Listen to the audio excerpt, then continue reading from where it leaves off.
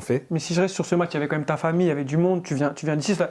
Pour ton entourage, tes amis proches, te voir jouer quand même à un niveau Ligue 2, il y a 2 ans, tu es en R1 avec Titi Bouengo, entre guillemets. C'est ça. Ça doit être quand même un moment. Bien sûr, bah, c'est spécial. C'est spécial parce que déjà, quand j'allais à l'Alicante, j'étais pas sur le terrain déjà. J'étais pas sur le terrain, donc là, j'allais dans les vestiaires. Il y avait mon maillot avec mon numéro, etc. Je vais m'échauffer. Je vois ma famille qui me fait des coucous pendant l'échauffement, etc.